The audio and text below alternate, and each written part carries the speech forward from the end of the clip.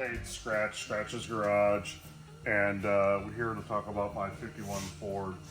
I have two of these vehicles. One was completely trashed. This is the one that was completely trashed. The other one's okay, decent. It had like a wiring harness in it, and it was driving at one time. But we started off by pulling all the front clip off of it, pulling the motor out, all that. This car was running and driving for only like 3 years. It got wrecked in like 54. And so the motor has all the original Ford stuff on it. It's pretty crazy. And so we started off with pulling the front clip off. I cut all the firewall out and the tunnel out because we're going to put another motor in it. We'd already taken off the doors because they're just in the way. The floors were completely rusted, so cut those all out. We're going to put new rockers, inner and outer rockers. We got those from ShoeBox Central from my buddy Chris up there. And this is like, look how straight this quarter panel is. It's so nice. The roof is good, the quarter panel's good. The cell panels, all that are pretty good. I actually have a coupe roof that I'm thinking about maybe putting it on here because I really like that look for a car that's not chopped. We'll probably end up pulling these off unless I find another set of nice 51 wind splitters. I think that they were still driving this car though, because there was like a gun rack on the dash and stuff like that. So look at this bumper. They had pushed it in and then made this trailer hit situation, like welded the bottom of the frame and then welded it to the bumper. So we have to cut all this out just to get the bumper off. There's a bunch of rust damage down in here, and I'll show you why that happens. It happens on all the shoe boxes. Water will get down in here past the filler neck, and water and dirt will fill up in here and rust up that quarter panel. So we ordered another panel for this from ShoeBox Central. This and this quarter panel are the biggest damage. We're going to do a video of taking this out here in a minute. What I like to do is get the majority of all the dents out of the car first, and then start welding in panels and whatever. Because if you do the panel first and then try to do the body work, there's too much metal, you know. And it depends on how you do it. If you're using a MIG welder, the MIG welder makes it really hard, and you can't really move the metal around. It's a TIG welder or a torch, you can still hammer weld it and move the metal around. We took the dash out. This car is gonna still, I need to take those pedals out, but this car is gonna be a 4-speed car. It's gonna be a straight axle Pontiac motor with a 4-speed, and we're gonna have radius wheel wells on it. I have the majority of all the parts just in my shop already. I need a 9-inch rear end. I just gave one to one of my buddies that live in like outside of Nashville. But I'm pretty excited. Like I said, I have two of these cars. I have, they're both 51s, both sedans. So I call them the twins. Like I'm always like, hey, we have to move the twins, blah, blah, blah. But I started calling them sweet and sour. So I have, the other one's gonna be a custom, so I call it sweet. And then this one is gonna be like the gas or whatever. So I call it sour. So sweet and sour, the ShoeBox and the race box. It's just a fun project that outside of all the other stuff that I'm doing all the time, but you have to do something with these project cars, and these roll around, so it's easy to get them in and out of the shop in between customers' cars.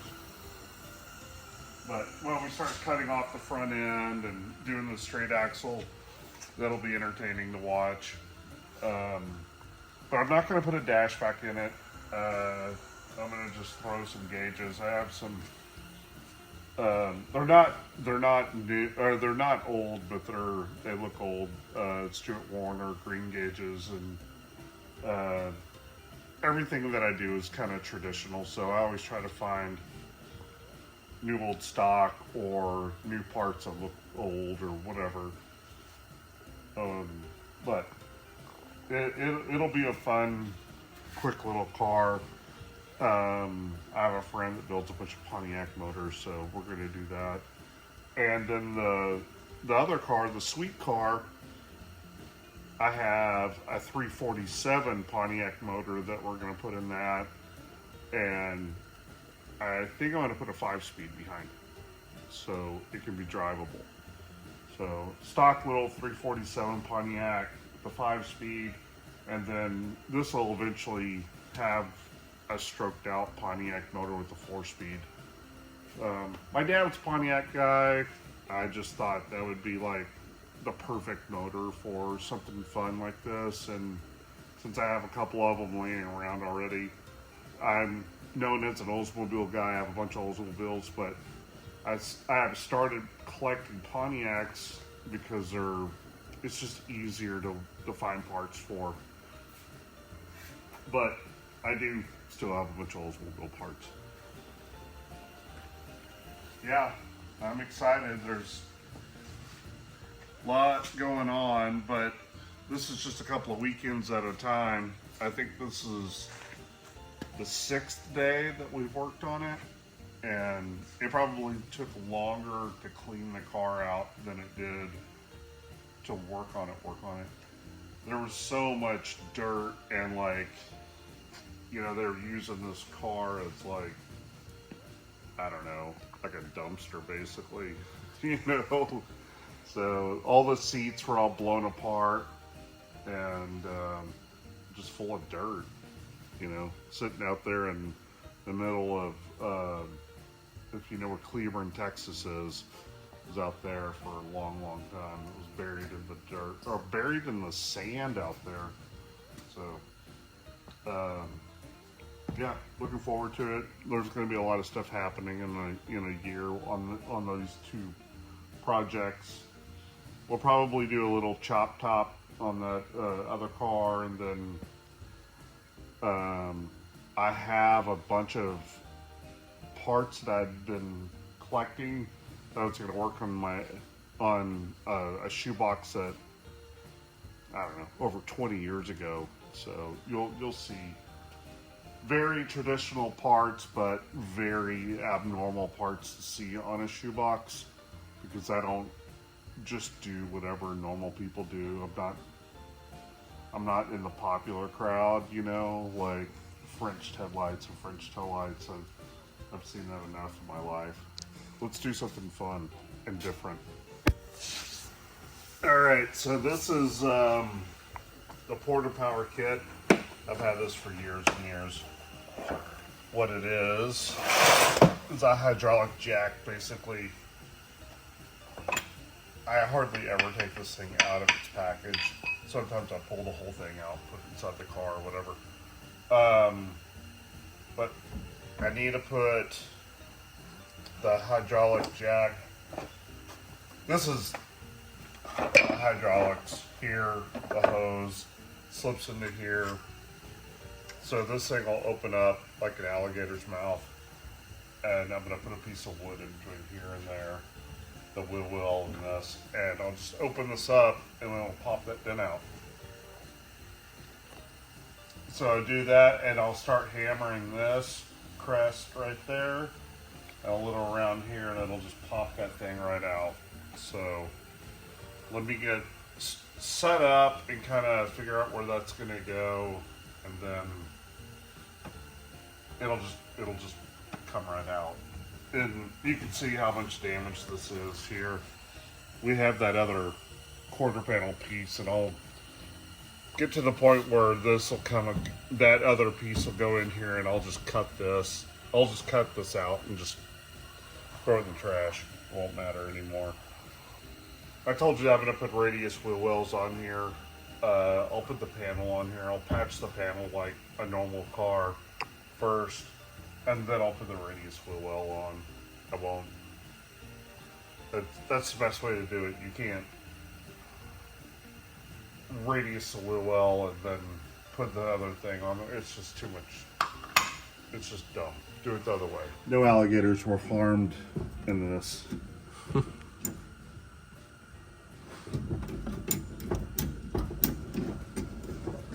it opening? Yeah, there we go.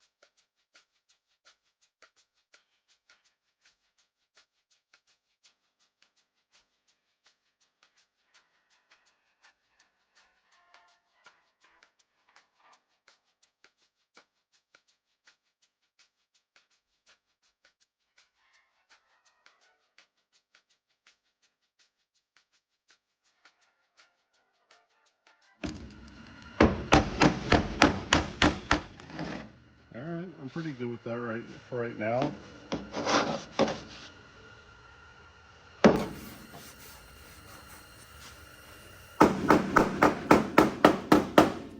Nice.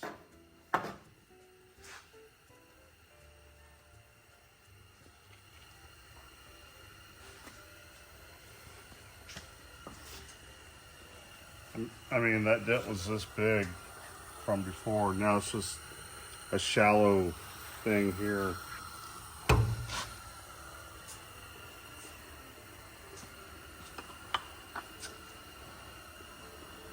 Nice.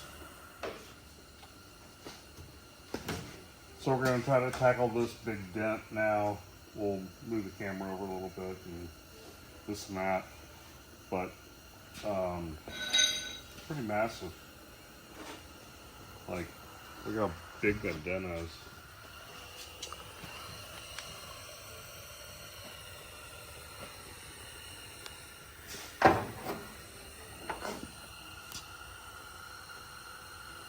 That's got to be like 3 inches deep.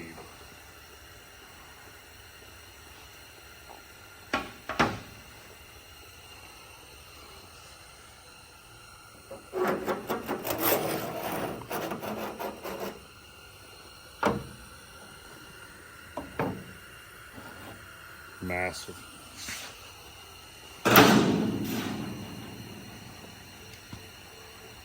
Pretty good sized crater. So there's some tension here, there's tension here, there's a crease here and here, and then we have a little tension down here. What I always try to do when I'm doing a dent is start from the outside and go to the center. What I'm trying to do is do the very opposite of what happened to create the dent. Instead of like just banging out the middle of it and then trying to work it out. That's how metal gets stretched out. And then you have too much of it. And then you're trying to shrink it. Don't ever use one of those stupid shrinking hammers. The ones that will like waffle it together. Unless you have an area that's small somewhere and you can do it and like tighten it up. But what I would try to do is focus on, let's say that we have too much metal here, I'd probably try to focus on hammering that hole smaller and gather all the metal up into here and then welding. But we'll see what happens. I'll start up here and then kind of move towards the middle of the dent, hammer some of this a little bit, use my port of power and try to get this guy out and some of this. And then we took all the door panel or all the window regulator and all that stuff out. Then this should pop out because I can just push on it from the outside, or from the inside. You see how I'm hammering it, and I'm hammering it down in motion towards the dent.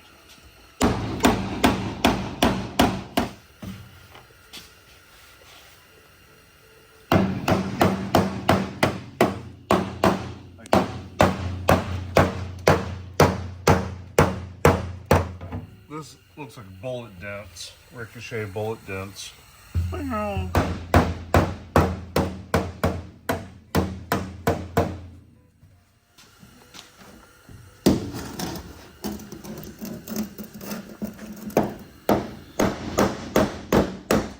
I kind of feel like it'll probably pop out. Get this dent out, this dent, and then that dent's not even hardly there anymore now. So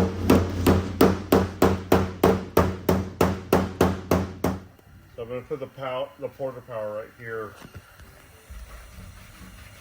Try to get that thing out of there. And when I get that, after I do that, I'm going to just kind of push on it from the back and see where we're at. Are you ready?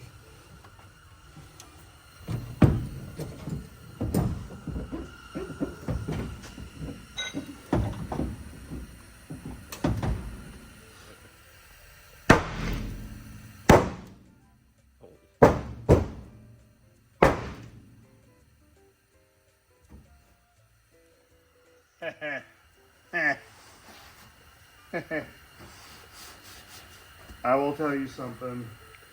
Metal has memory, okay? Everybody looked at this quarter panel and they're like, "Ah, you're gonna have to get another quarter panel." I'm like, metal has memory. That's great. That's so good.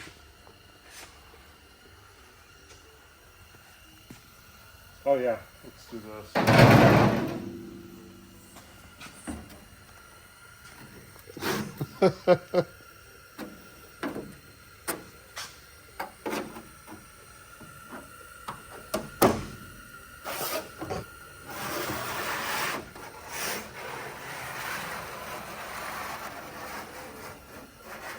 Dude, that is just a skim of Bondo and some primer away. It's pretty good. I'm okay with that. Nice. Right on. Thank you.